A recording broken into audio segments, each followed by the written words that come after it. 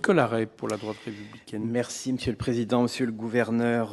Merci pour vos propos. Et je voudrais quand même saluer, on fait beaucoup de griefs à l'Europe et ça nous arrive dans mon groupe, mais c'est vrai qu'en termes de maîtrise de l'inflation, on peut saluer les résultats obtenus grâce à l'euro.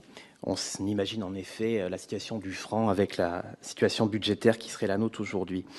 Nous partageons aussi vos propositions d'action par rapport à la situation française en matière de maîtrise des dépenses, en matière de nécessité de renforcer la croissance et l'emploi.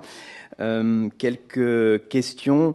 Selon vous, pour la maîtrise des dépenses publiques, entre les trois sphères existantes, État, social et collectivité, selon vous, quelle est la juste proportion dans l'effort à prendre en la matière et quels sont, peut-être vous mettre en difficulté, mais quels sont les secteurs où les marges sont les plus simples? Sur la baisse de la prévision de croissance de 0,2 points, est-ce que vous pensez que cela peut remettre en cause l'objectif de déficit de 5,4% voté lors du projet de loi de finances? Sur le taux d'emploi aussi, vous préconisez la nécessité de l'augmenter. Quelles sont vos préconisations en la matière? Et enfin, vous le savez, c'est le sujet d'actualité par rapport à la nécessité de renforcer nos dépenses de défense.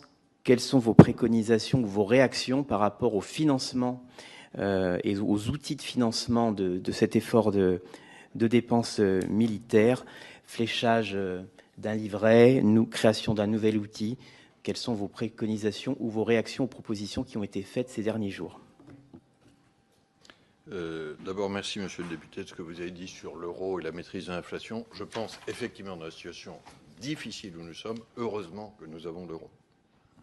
Sinon, les tensions à gérer sur les différentes monnaies européennes, y compris la nôtre, seraient très difficiles. Alors, vous avez posé ensuite plusieurs questions importantes. Peut-être celle que je traite tout de suite, c'est le 5,4 de déficit. Je crois que c'est encore accessible. Qu'encore une fois, la révision de croissance, qui est modérée, est un des éléments parmi d'autres. Mais ça ne se fera pas tout seul, là non plus. J'ai fait un appel assez fort à la volonté. Alors, sur la répartition de l'effort pour l'avenir, là, vous me posez une question qui va très au-delà de la compétence de la Banque de France. Je crois que ça relève d'un choix démocratique. Je redis le souhait qu'il y ait une répartition, enfin, qu'il y ait un effort juste et partagé, donc que tout le monde se parle plutôt que de s'invectiver. Si je devais donner une répartition très qualitative, je ne vais pas donner de chiffres, je crois que par rapport à l'idée d'une stabilisation globale en volume, nous nous en sommes approchés au passage pendant la période 2014-2018, période relativement œcuménique puisqu'elle enjambe 2 quinquennats, mais c'est la période où nous avons été le plus proches. Si je glisse une répartition qualitative, mais la Banque de France n'a qu'à émettre un avis là-dessus, elle n'est évidemment pas décideuse. Je pense que l'effort le plus fort doit être côté État. J'ai cité le moins 0,4% de dépenses en volume depuis 2 ans sur l'État.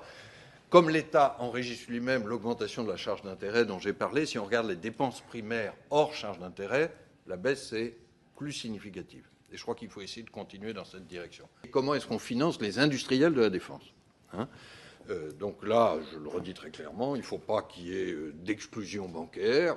S'il restait la moindre ambiguïté là-dessus, la Banque de France n'a jamais dit que les banques ne devaient pas financer la défense. Il faut qu'il y ait davantage de fonds propres. Il y a eu des mesures annoncées 1,7 milliard là-dessus. Il y a peut-être d'autres sources. Mais je dirais que cette question est importante. Ça n'est pas la plus difficile, soyons honnêtes. La question la plus difficile, c'est celle qui vient après. La première question, c'est qui va financer les industriels de défense au début. La question difficile, c'est qui va payer à la fin. Or, là, pardon, je vais être sur une réponse très simple. À la fin, c'est l'État qui va payer. Le seul acheteur possible des dépenses de défense, c'est l'État. Ce n'est pas les intérêts privés qui vont acheter des missiles ou qui vont payer la solde des militaires.